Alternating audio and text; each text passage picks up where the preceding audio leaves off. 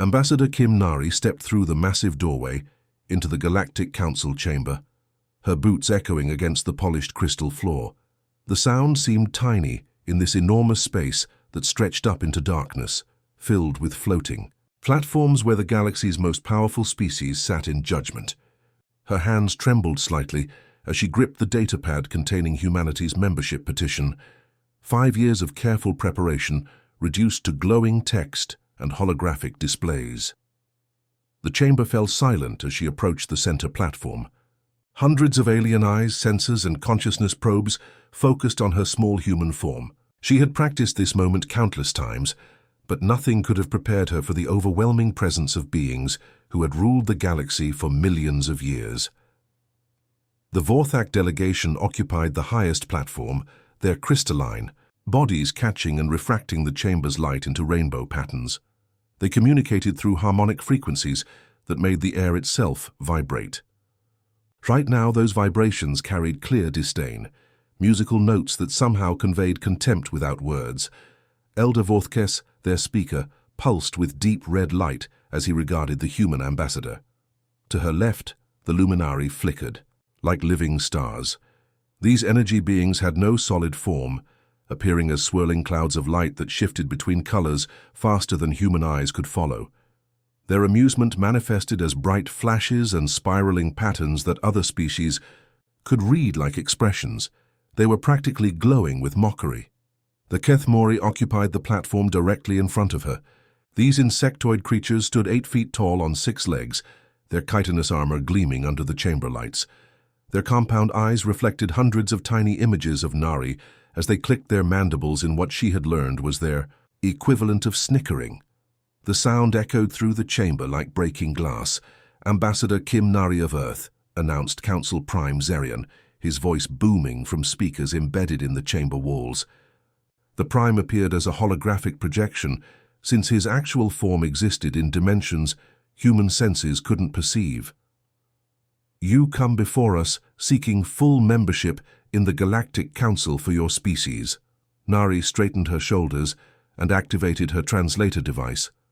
Honored Council, humanity has prepared extensive documentation proving our technological advancement, social development, and commitment to galactic peace. We believe we are ready to join the community of civilized worlds.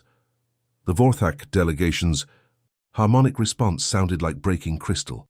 Through her translator, she heard, "Peace? Your species has conducted over 300 wars in the past millennium alone." "With respect," Nari replied, her voice steady despite her racing heart. "Conflict is part of growth. We have learned from our mistakes and unified our world. Earth has been at peace for over 50 years. A luminary delegate pulsed bright orange, the color of derision. 50 years is merely a moment to us, young human. Your kind still carries weapons, maintains military forces, and glorifies combat in your entertainment." One of the Kethmori warriors stepped forward, its massive form casting shadows across the platform. "We have observed your peaceful activities. Your asteroid mining operations use explosives. Your space construction projects employ what you call controlled demolitions. Even your recreational activities involve simulated violence." Nari felt heat rising in her cheeks. "These are tools and entertainment, not evidence of aggression. Every species here must have similar—" "Silence." Prime Zerion's voice cut through her words like a blade. "We have reviewed your petition, your psychological profiles, your historical records, your current activities. The verdict is unanimous." The chamber's lighting shifted to deep red, the color of judgment. Nari's heart sank as she recognized the significance. "Your species displays concerning aggressive tendencies that make you unsuitable for council membership," Zerion continued.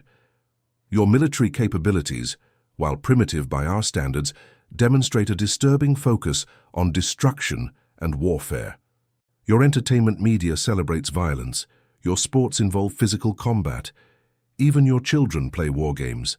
The Vorthak Elder's crystal form flared brighter. "You have nuclear weapons still aimed at your own cities.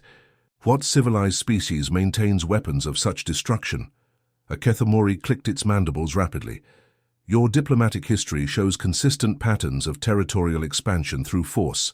Mars, Europa, Titan, all claimed through what you call manifest destiny. Nari stepped forward desperately. Those are colonies, not conquests. We terraform barren worlds. We don't displace other species. Because you have encountered no other species to displace, a luminary delegate flashed in sharp white pulses. Your isolation has been your neighbor's protection. Prime Xerion's hologram solidified, taking on a more imposing appearance. The Galactic Council hereby classifies humanity as a protected species under Article 7 of the Galactic Accords.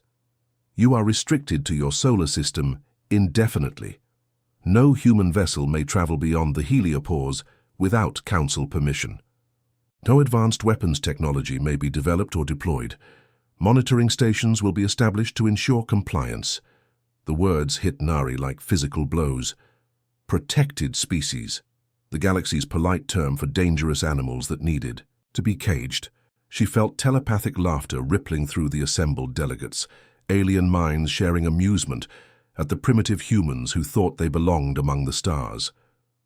Security drones descended from the chamber's heights, sleek silver machines that hummed with barely contained energy. They surrounded Nari with mechanical precision, their sensors scanning her for weapons or signs of aggression. As the drones began escorting her toward the exit, Nari turned back toward the council platforms. Her voice carried clearly through the vast chamber, enhanced by the same acoustic systems that had just delivered humanity's sentence. "You think you know us," she said quietly, but every being in the chamber heard her words. "You think we're just violent animals who need to be locked away. You're wrong about what makes us dangerous." She paused at the doorway, the massive crystal barriers beginning to close behind her. "We don't just fight when we're angry. We fight when we're desperate. And you just made 3 billion humans very, very desperate." The last thing she heard before the doors sealed was the Kethmori's clicking intensify. Though whether from amusement or unease, she couldn't tell. The holographic feeds carried her humiliation across human space. Every colony ship, every orbital station, every underground facility on Mars watched their ambassadors' defeat. But in those images, sharp eyes noticed something the Council had missed. Kim Nari wasn't broken by their judgment. She was furious. On Earth, President Cho Min-jun watched the broadcast from the Seoul Command Center. Around him, military advisors and scientists exchanged meaningful glances. The galaxy had just made its biggest mistake. "Begin Phase 1, he said quietly into his communicator. "It's time to show them what desperate humans can accomplish." 3 years had passed since the Council's humiliating verdict, and to outside observers, humanity appeared perfectly compliant. Earth's governments publicly disbanded military space programs, decommissioned warships, and welcomed alien monitoring stations with diplomatic smiles. Trade continued normally, human colonies expanded peacefully, and Ambassador Kim Nari even attended cultural exchange programs with other species. But deep in the asteroid belt, where ancient space rocks drifted in eternal darkness between Mars and Jupiter, something extraordinary was taking shape. Dr. Park Jin-woo floated through the main corridor of Research Station Omega, hidden inside a hollowed-out asteroid that had been spinning through space for billions of years. The facility stretched for kilometers through the rock's interior, its walls lined with laboratories, workshops, and testing chambers that hummed with barely contained energy. Artificial gravity generators kept everyone grounded while advanced. Life support systems recycled every molecule of air and water. "Status report, Dayun," Jin-woo called out as he entered the quantum mechanics lab. The chamber glowed with strange blue light emanating from experimental equipment that would have made alien scientists weep with envy. Lee Da-yoon looked up from her workstation, her eyes bright with excitement despite the exhaustion lines around them. She had been working 18-hour days for months, surviving on coffee and pure determination. "We've cracked the Vorthak shield technology, Doctor. Look at this." She activated a holographic display showing energy patterns that danced like living things. "Their shields work by deflecting particles along predictable paths. But what if we don't send particles at all?" Jin-woo leaned closer, studying the swirling patterns. "Explain." "Song Min-ho's propulsion research gave me the idea. We're not shooting through their shields. We're going around them through folded space. Da-Un's fingers flew across her control interface, and the hologram shifted to show a weapon blast. That seemed to simply appear on the other side of an energy barrier. The plasma phases between dimensions for just microseconds, but that's enough to bypass any known defense system. Down the corridor, Song Min-ho was having his own breakthrough in the propulsion laboratory. His workspace looked like organized chaos, engine parts floating in zero-gravity sections, computer screens showing impossible mathematical equations, and a prototype drive system that glowed with contained stellar fire. "Dr. Park!" Min-ho called out as Jin-Woo arrived. "The hybrid drive is working beyond our projections. We're achieving speeds that should be impossible with human technology." He gestured to a meter-long engine model suspended in a containment field. "I took apart a luminary energy core we salvaged from that crashed probe 5 years ago, combined it with our fusion technology, and added something they never considered: human instinct for breaking rules." Jin-Woo raised an eyebrow. "Breaking rules? Their science follows perfect mathematical principles. Elegant, beautiful, predictable. But humans are messy. We make mistakes that accidentally create miracles."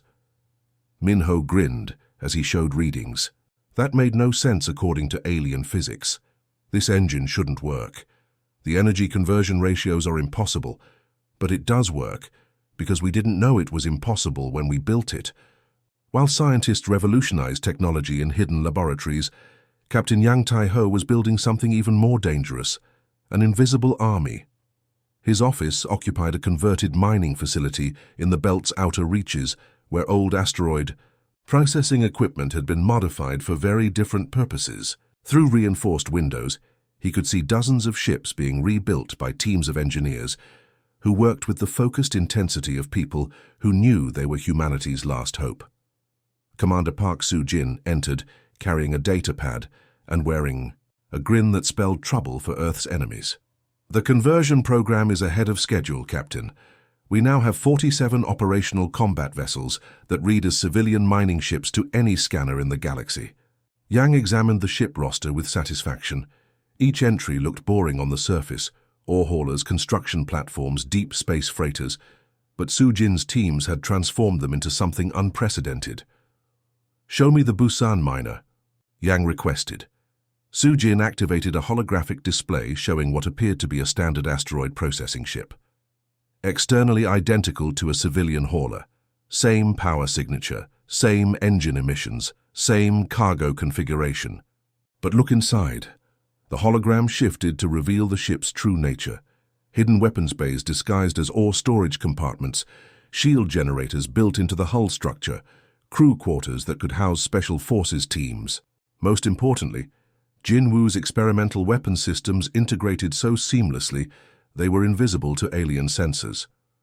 "The Kethmori monitoring stations scan for known weapon signatures," Soo-jin explained. "They're looking for particle cannons, missile launchers, energy arrays, technology they understand. They can't detect weapons that use principles they've never encountered." Major Kim Dong-hyun joined them from the training facility, still wearing combat gear from the day's exercises. "Our volunteers are adapting faster than expected, Captain. Yesterday's war games showed remarkable improvement in unconventional tactics." Yang nodded approvingly. Dong-hyun had been training crews to fight like humans, unpredictably, creatively, using every dirty trick in the book. While alien military doctrine emphasized honor, formations, and established procedures, human fighters learned to be ghosts in the darkness. "The aliens fight like they've been civilized for millions of years," Dong-hyun continued. "Predictable patterns, formal challenges, rules of engagement. They can't understand an enemy that attacks from 6 directions simultaneously while playing dead." In the facility's secure communication center, encrypted messages flowed between hidden installations throughout the solar system. Project Prometheus had grown beyond a single research station into a network spanning from Mercury's solar collectors to Jupiter's industrial platforms. Each location contributed specialized components to humanity's secret arsenal. The ice miners on Europa developed stealth coating that made ships invisible to most sensor arrays. Martian underground facilities produced ammunition using techniques that combined human metallurgy with alien materials in ways that created devastating new weapons. The lunar bases manufactured electronic warfare systems that could confuse alien computers while leaving human technology unaffected. Most importantly, every facility remained completely hidden from the Galactic Council's surveillance network. The alien monitoring systems were designed to detect familiar technologies, energy weapons they recognized, propulsion systems they understood, communication methods they had catalogued over millions of years of observation. But human ingenuity created something entirely new. Hybrid technologies that combined multiple alien sciences in ways their original creators never imagined. Weapons that used principles discovered by accident rather than calculation. Ships that broke physics rules because humans didn't know those rules existed. Dr. Park Jin-woo stood in Project Prometheus's main command center, watching status displays that showed humanity's hidden preparations reaching completion. Da-eun's dimensional weapons were ready for mass production. Min-ho's impossible engines could power a fleet that moved like lightning through space. Yang's invisible navy waited in the asteroid belt's shadows, crewed by fighters who had learned to think like predators. 3 years, Jin-woo murmured to himself. 3 years of the galaxy thinking we were tame house pets. His communicator chimed with an encrypted message from Earth Command. The signal they had all been waiting for. Authorization to move to Phase 2. The Galactic Council had just made a decision that would transform humanity's secret preparations from defensive precaution to active warfare. The message was simple. Europa colony under attack. Kethomori forces engaging civilians. All units prepare for immediate deployment. Jin-woo's expression hardened as he activated the facility's alert systems. Throughout the asteroid belt, hidden bases received the same message. The time for hiding was over. "This is Dr. Park Jin-woo to all Prometheus stations," he announced over the secure network. "Project activation authorized. Show them what happens when you corner a species that learned to survive by refusing to die quietly." In response, 47 ships that looked like harmless mining vessels began powering up weapons that would rewrite the galaxy's understanding of warfare. The humans were no longer hiding, they were hunting. The warning came too late. Europa colony's long-range sensors detected the Kethomori fleet dropping out of hyperspace just 3 hours before their massive ships entered Jupiter's gravitational field. Governor Yoon Hae-jin watched from the colony's command center as 12 enormous vessels approached her peaceful world, their hulls gleaming with the chitinous armor that marked collective warships. "This is Hive Commander Zekth of the Kethomori Pacification Fleet." The transmission crackled through the colony's communication systems. The insectoid's voice clicked and buzzed in ways human throats could never replicate. "By order of the Galactic Council, all human residents of Europa will submit to neural compliance verification. Prepare to receive our inspection teams." Hae-jin felt her blood turn cold. Neural compliance implants were banned by 17 different galactic treaties, devices that turned thinking beings into remote-controlled puppets. "This is Governor Yoon of Europa Colony. We are operating within all Council restrictions. We have committed no violations." "Your species has been detected developing prohibited technologies," Zekth replied, his mandibles clicking with authority. "Resistance will be considered an act of aggression against the Galactic Council." The first Kethomori dropships launched from their fleet like angry wasps, carrying thousands of insectoid soldiers toward Europa's surface installations. Each ship bristled with sensors and weapons designed to overwhelm any resistance. The collective had pacified dozens of rebellious worlds using these same tactics. Overwhelming force, followed by neural conditioning that left entire populations docile and controllable. But Europa wasn't a typical colony world. 50,000 humans lived in the underground cities carved beneath the moon's ice crust, where geothermal vents provided heat and power for thriving communities. These weren't soft civilians who would surrender at the first sign of trouble. Many were descendants of Earth's toughest pioneers, people who had volunteered to live in one of the solar system's harshest environments. The Kethomori soldiers that emerged from their landing craft stood 8 feet tall in powered armor that amplified their already impressive strength. Their compound eyes gleamed behind helmet visors as they advanced on the colony's main entrance, energy weapons humming with barely contained power. They expected the humans to submit immediately, just like every other species they had pacified. Instead, they found the entrance sealed and fortified. Emergency barriers had been activated throughout the colony, turning the underground cities into a maze of defended positions. The colonists had used mining equipment to create choke points and prepared defensive positions using industrial tools as improvised weapons. Citizens of Europa Colony, Zekth's voice echoed through speakers that his soldiers had set up outside the sealed entrances. Submit to neural compliance processing or face the consequences of your defiance. You have 1 hour to comply. Governor Yoon's response came from speakers hidden throughout the colony's surface installations. The answer is no. We are free humans, and we will die as free humans before we become your slaves. The assault began at dawn Europa time. Kethmori soldiers used plasma cutters to breach the main entrance, while others attacked secondary access points around the colony perimeter. Their advance was methodical and brutal. They had done this countless times before on countless worlds, but the humans fought back with a ferocity that shocked the insectoid invaders. Mining explosives turned corridors into kill zones. Construction. Mechs were converted into improvised war machines that could match the Kethmori's powered armor. Most importantly, the colonists fought with desperate courage because they knew exactly what neural compliance meant: the complete destruction of everything that made them human. The battle raged through Europa's underground cities for 6 hours. In the residential sections, families barricaded themselves behind furniture and bulkheads, while Kethmori soldiers advanced methodically through the tunnels. The insectoids showed no mercy to civilians, considering all humans equally dangerous regardless of age or combat capability. 16-year-old Lee Min-soo had been recording the invasion since the first Kethmori ships appeared in Europa's sky. His father worked in the geothermal plants, his mother taught at the colony school, and his sister was only 12 years old.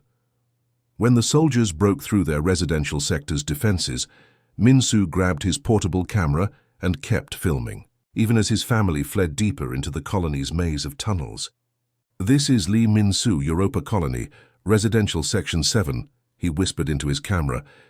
As explosive sounds echoed through the corridors, "The Kethmori are killing everyone they find. They're not taking prisoners. They're not installing compliance implants. They're just killing us all." His hands shook as he recorded the sounds of battle growing closer. Through gaps in the barricades, he could see the distinctive glow of Kethmori energy weapons cutting through walls and doors. The insectoids weren't bothering with surgical precision anymore. They were eliminating the human presence entirely. My mom said something about this before the attack started. She said the council was afraid we were getting too smart, too dangerous. Min-soo's young voice cracked with fear and anger. They didn't come here to pacify us. They came here to exterminate us. The camera captured the moment when Kethmori soldiers breached the final barrier protecting his family's shelter. Through the lens, viewers across human space watched as insectoid warriors in gleaming armor advanced on unarmed civilians with energy weapons raised. "Remember us," Min-soo's voice came through clearly despite the chaos erupting around him. "Remember what they did to Europa. Remember that we died free." His voice hardened with determination that seemed impossible from someone so young. "And make them pay for every life they took." The transmission cut to static, but the message had already been broadcast across the colony's emergency network and relayed to every human settlement in the solar system. Within hours, the footage was spreading through encrypted channels to Earth, Mars, the asteroid belt, and beyond. The Kethmori Collective announced their victory 12 hours after landing. 50,000 human colonists had been eliminated as a threat to galactic security. Hive Commander Zekth reported to the Council that the pacification was complete and Europa was ready for proper stewardship by a civilized species. The Galactic Council's response was swift and predictable. The Kethmori Collective acted within their authority to neutralize an aggressive threat, Prime Zerion announced. The human colony was developing prohibited technologies and refused lawful council oversight. Their elimination was a necessary intervention to protect galactic peace, But across human space, a very different message was being received. The footage that Lee Min-soo had died to preserve showed the galaxy's true intentions. Humanity wasn't being protected or guided. They were being systematically eliminated whenever they showed signs of independence or advancement. On Earth, President Cho Min-jun watched the Europa footage in the Seoul Command Center, surrounded by military advisors whose faces had gone pale with rage. 50,000 civilians, he said quietly, including children, because we dared to develop better mining equipment. His finger hesitated over the authorization console for only a moment before pressing the activation sequence. All units, all stations, all personnel.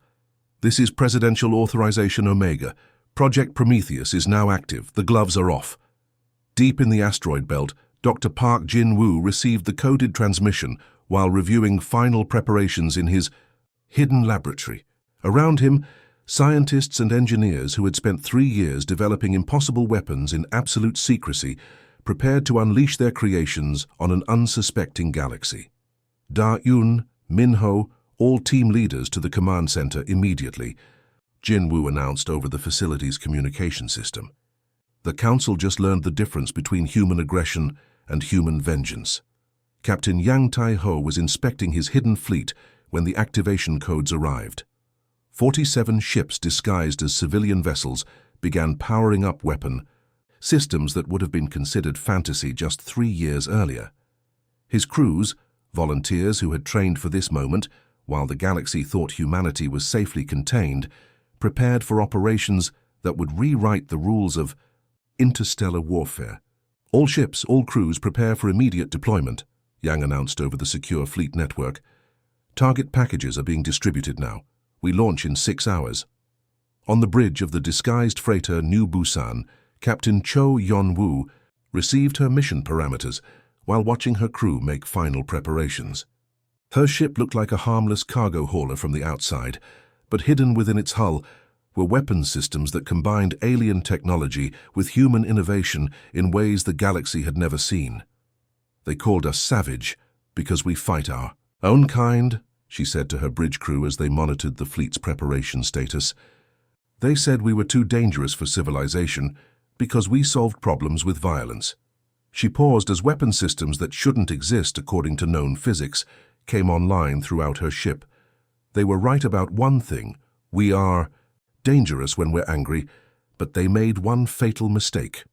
Yeon-woo's expression hardened as she thought about Min-soo's final transmission, about 50,000 civilians murdered for the crime of being human. They confused human aggression with human vengeance. Now they're about to learn the difference.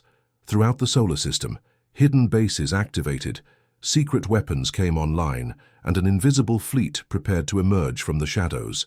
The galaxy had wanted to see what savage humans looked like when they were desperate. They were about to find out.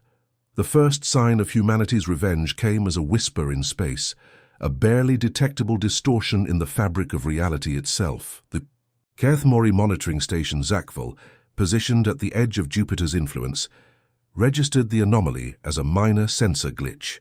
Their sophisticated detection arrays, designed to spot any human vessel attempting to leave the solar system, showed nothing but empty space and drifting asteroids. Chief Scanner Clickveth clicked his mandibles in mild confusion as the readings fluctuated. Hive Command, we're detecting spatial anomalies in Sector 7-9. Recommend increased surveillance protocols. Acknowledged, Zakvol. Maintain standard watch patterns, came the reply from the collective's flagship, the Dominance of Order. Hive Commander Zekth had returned from Europa's successful pacification and was preparing reports for the Galactic Council.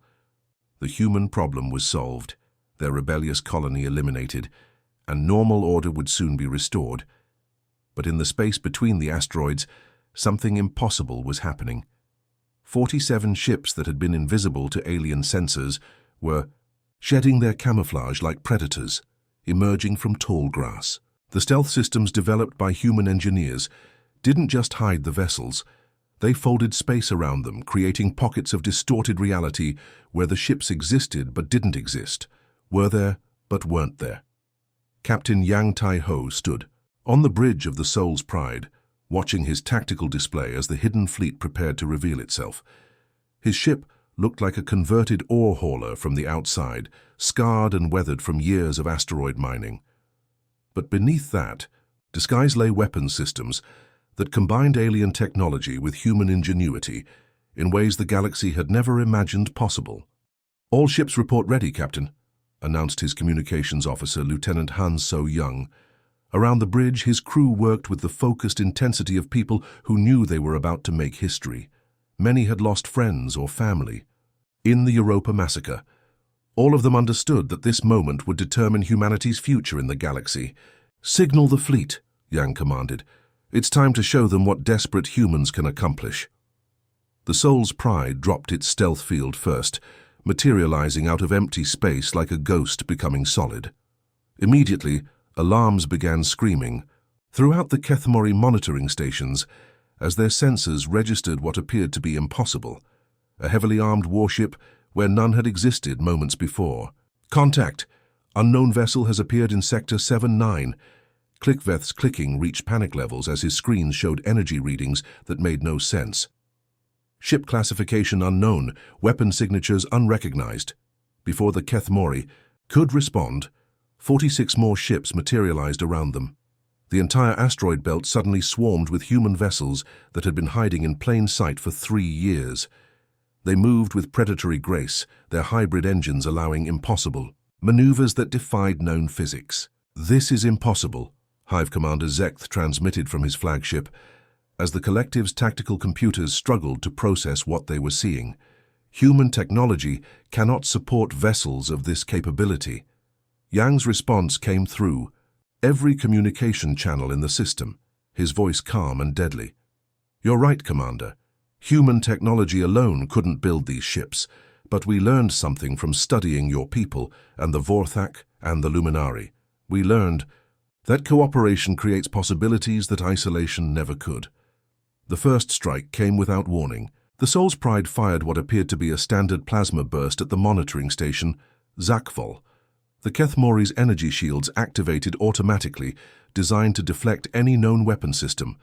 The plasma should have scattered harmlessly against their barriers. Instead, the energy bolt simply appeared inside the station's hull, having phased through dimensions that the shields couldn't protect. The explosion tore through the facility's central core, sending debris spinning into Jupiter's gravity well. Chief Scanner Clickveth had just enough time to transmit a terrified warning before his station disintegrated around him. "Shield penetration confirmed," reported the Soul's Pride's weapons officer, Commander Lee Kyung-ho.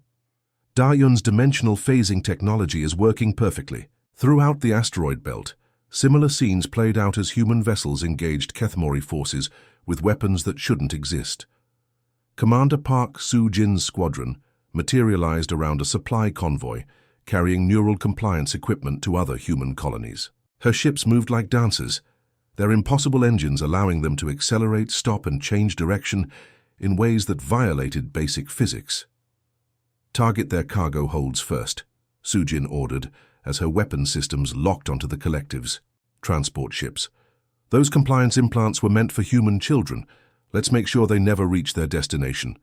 Her flagship, the Incheon Fury, unleashed a barrage of smart ammunition that adapted its properties mid-flight. When the Kethmori deployed chaff countermeasures, the projectiles shifted to energy bursts. When energy shields activated, the weapons became solid penetrators.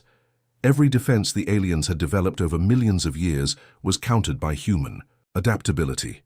"Impossible," clicked the convoy commander as his ships exploded around him. "Their weapons are changing properties in real time. This violates the fundamental laws of physics." "Laws are made to be broken," Soo-jin replied over the comm channel. "Humanity just graduated from your classroom." Major Kim Dong-hyun led the Ye. Most dangerous mission of all, a rescue operation targeting the Kethmori detention facilities where human prisoners were being held for neural compliance processing. His squadron had practiced this assault 100 times in simulations, but the real thing was far more intense. The detention complex orbited Europa's ruins, a massive station that housed thousands of captured humans from colonies throughout the outer system. Dong-hyun's ships approached using stealth technology that made them appear as space debris, floating harmlessly toward their target. "Breach teams prepare for boarding action," Dong-hyun commanded as his vessel, the Daegu Vengeance, attached itself to the station's hull using magnetic clamps that looked exactly like standard salvage equipment. "Remember, we have civilians in there. Precision strikes only." His soldiers cut through the station's armor using plasma torches that operated on frequencies the Kethmori had never encountered. Inside, they moved through corridors filled with the clicking sounds of panicked insectoid guards who couldn't understand how their impregnable prison had been infiltrated. "Human prisoners located in Section C7, reported Sergeant Park Min-young over the tactical network. Approximately 2,000 individuals, mostly women and children from the outer colonies. The rescued humans stared in amazement as soldiers, in advanced combat armor, fought through Kethmori defenders using weapons that seemed to bend reality around them. These weren't the restricted, primitive humans the galaxy had dismissed. These were warriors using technology that made alien science look like children's toys. Throughout the solar system, the impossible was happening. Ships that had been catalogued as harmless civilian vessels were systematically destroying military forces that had dominated the galaxy for millennia. The Kethmori Collective's proud fleets, designed to overwhelm any opposition through superior numbers and firepower, found themselves outmaneuvered by humans who fought like they had been studying their enemies for years. Which, of course, they had. "Hive Command, we're receiving surrender requests from 17 different collective battle groups," reported Communications Officer Han So-young from the Seoul's Pride's Bridge. "Their commanders are requesting terms." Yang studied his tactical display, watching as the last Kethmori resistance crumbled throughout the asteroid belt. In 6 hours, humanity's hidden fleet had accomplished what should have been impossible: the complete destruction of an occupation force that represented the combined military might of a species that had conquered hundreds of worlds. "Open a channel to all frequencies, galaxy-wide transmission," Yang ordered. "It's time to introduce ourselves properly." His image appeared on screens throughout civilized space, from the crystal spires of the Galactic Council to the farthest trading posts on the galactic rim. Yang looked exactly like what he was, a warrior who had just won a battle that would reshape the balance of power among the stars. "This is Captain Yang Tai-ho of the Terran Defense Force," he began, his voice carrying the authority of someone who had just rewritten the rules of interstellar warfare. "For 3 years you told us we were too savage for your civilization. You caged us like dangerous animals and tried to eliminate us when we showed signs of independence." The transmission showed images of the destroyed Kethmori fleet drifting in space around Jupiter, their supposedly invincible ships reduced to debris by weapons they couldn't understand or counter. "You called us primitive because we fought each other. You said we were aggressive because we competed for resources. You were wrong about what made us dangerous." Yang's expression hardened as he thought about the 50,000 civilians murdered on Europa. "We're not dangerous because we fight our own kind. We're dangerous because when someone threatens our families, our children, our future, we don't just fight back. We adapt, we innovate. We become something you never expected us to be."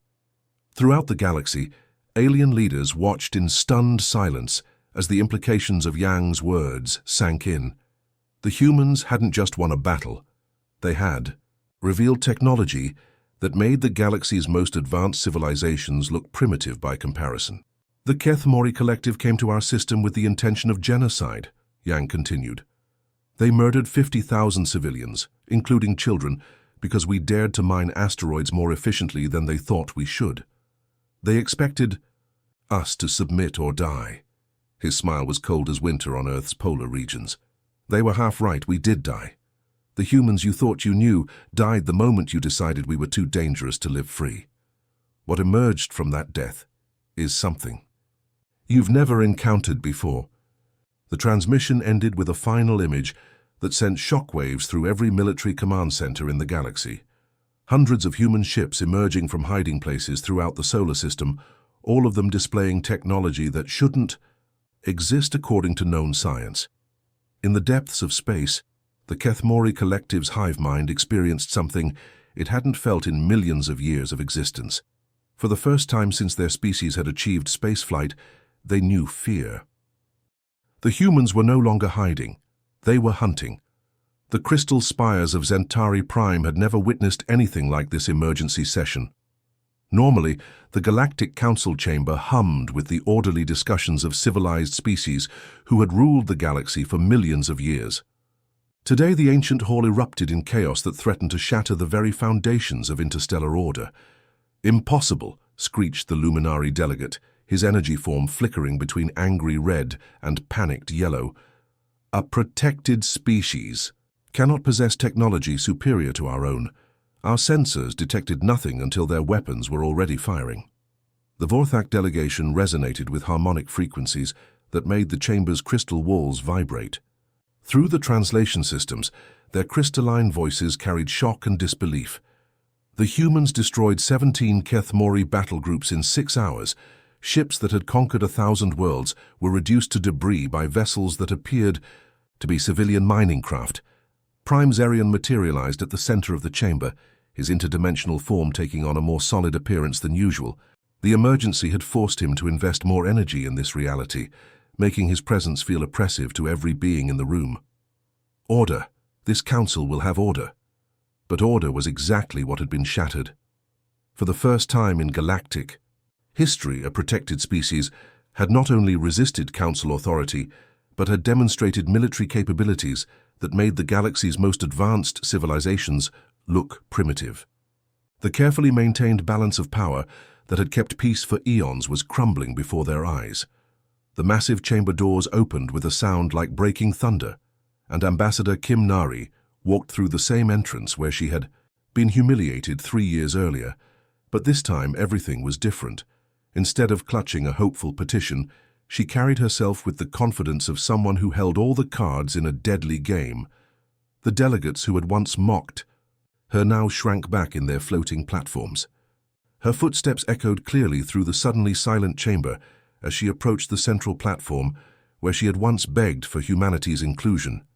The echo seemed to say, "We are here." "Honored delegates," Nari began, her voice carrying easily through the vast space without need for amplification. "I have returned to discuss humanity's position in the galactic community." Elder Vorth pulsed with agitated light patterns. "You dare return here after your species' unprovoked attack on collective forces? This is an act of war against the entire council." Nari's smile was calm, almost gentle. "War? No, Elder. What you witnessed was a police action.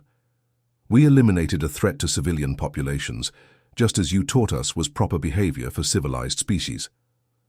The Keth-Mori delegation clicked their mandibles in furious patterns, but their representative, Sub-Commander Ziktar, the original Hive Commander Zekth, had not survived humanity's response, struggled to form words. The collective's hive mind was still processing the impossible defeat of their supposedly invincible forces. Your weapons," Ziktar finally managed to click out. "They violate known physics. Energy that phases through dimensions, ammunition that changes properties in flight, ships that exist and don't exist simultaneously." "How?" "You underestimated us," Nari announced, her words carrying across the silent assembly with the force of revealed truth. "You thought savage meant primitive. You thought aggression meant stupidity. You thought because we fought among ourselves we couldn't fight anyone else." She activated a holographic display that showed images from the recent battle. Keth-Mori warships being systematically destroyed by weapons that seemed to ignore every defense the aliens possessed. "For you were wrong about everything." Prime Zerion's form solidified further, becoming almost solid in his anger. "Your species was classified as protected for the safety of the galaxy.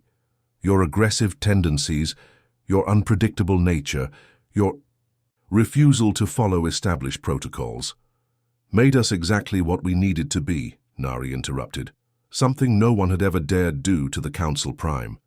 While you grew comfortable in your crystal towers, following the same patterns for millions of years, we learned to adapt. We learned to survive. We learned to innovate." She placed a data tablet on the Council's central table, not a petition, this time but a list of demands. Humanity's terms for continued peaceful coexistence, full council membership with voting rights, immediate reparations for the Europa genocide, including compensation for 50,000 murdered civilians, the resignation of every delegate who voted for our original restriction, and formal acknowledgement that the protected species classification was a crime against sapient rights. The chamber erupted in outraged voices, clicking mandibles, and harmonic protests. Several delegates demanded Nari's immediate arrest. Others called for military action against the entire human species. Prime Zerion raised his form to its full, imposing height. You forget where you are, human. This council has protected galactic peace for millions of years. We will not be dictated to by a single primitive species, regardless of what tricks you may have learned. Tricks? Nari's expression shifted from diplomatic politeness to something far more dangerous. Show them, Doctor. Throughout the chamber, holographic displays materialized, as if from empty air. Each screen showed the same image, human vessels positioned in orbit around the homeworlds of every council species, ships that had appeared from nowhere, using the same impossible technology that had destroyed the Kethmori fleet. Dr. Park Jin-woo's voice echoed through the chamber's communication system, transmitted from his laboratory in the asteroid belt. Greetings, honored delegates. As you can see, our tricks include the ability to place armed vessels anywhere in the galaxy without your knowledge. The ships you're seeing are currently invisible to your planetary defense systems, the Luminari. Delegate flickered wildly between colors, finally settling on the deep purple of terror. You've surrounded our homeworlds. This is an act of war. This is a demonstration, Jin-woo's voice replied calmly. Our weapons are already in position. Our patience, however, has limits. The same limits you discovered when you decided genocide was an appropriate response to human independence. Nari walked closer to the Council's central platform, her presence somehow commanding attention from beings who had ruled the galaxy since before her species had discovered fire. The difference between us and you is simple. You learn to be comfortable. We learn to survive. She gestured to the holographic displays still showing human ships around every council world. You follow established patterns because they've worked for millions of years. We create new patterns because the old ones tried to kill us. You see chaos where we see opportunity. You see aggression where we see adaptation. Prime Zerion's form began to flicker, a sign of extreme distress in his species. What do you want from us? Respect, Nari replied, her voice carrying the weight of 50,000 dead civilians and 3 years of secret preparation. A galaxy where being different doesn't mean being inferior, where innovation isn't treated as a crime, where genocide isn't considered an acceptable solution to political problems. She activated another display, this one showing the ruins of Europa colony. You killed children because their parents were too creative with mining equipment. You called it necessary intervention. We call it what it was, murder. The chamber fell completely silent, except for the soft humming of energy systems and the occasional click of nervous mandibles. Every delegate could see their homeworld surrounded by invisible human ships carrying weapons that had just rewritten the rules of galactic warfare. Subcommander Ziktar clicked hesitantly. The collective. We believed we were enforcing lawful council directives. The collective believed wrong, Nari replied simply, just like this council believed wrong when it classified humanity as too dangerous for civilization while ignoring species that actually commit genocide. Elder Vorth Kess resonated with harmonics of defeat. Your terms, they would fundamentally alter the structure of galactic governance. Good, Nari said, because your current structure just tried to exterminate an entire species for the crime of being different. Maybe it's time for some changes. Prime Zerion's form seemed to collapse in on itself as the reality of the situation became clear. The humans weren't requesting membership anymore. They were demanding it, and they had the power to enforce their demands. All in favor of accepting humanity's terms, he announced, in a voice that carried the weight of inevitable defeat. The vote was unanimous, not because the delegates suddenly respected humanity, but because they suddenly feared them, ships that could appear anywhere, weapons that ignored every known defense, and warriors who had turned invisible mining equipment into tools of victory. The galaxy had never faced anything like human ingenuity, combined with human determination. As the formal documents were signed, Nari stood where she had once begged for acceptance. Now she watched as the galaxy's oldest civilizations acknowledged that the universe had a new apex predator. "Welcome to the Galactic Council," Prime Zerion said, his words carrying across the chamber to every world where beings were learning to see humans in an entirely new light. The protected species was now the species everyone else needed protection from. Humanity had not just joined galactic civilization, they had conquered it. The end.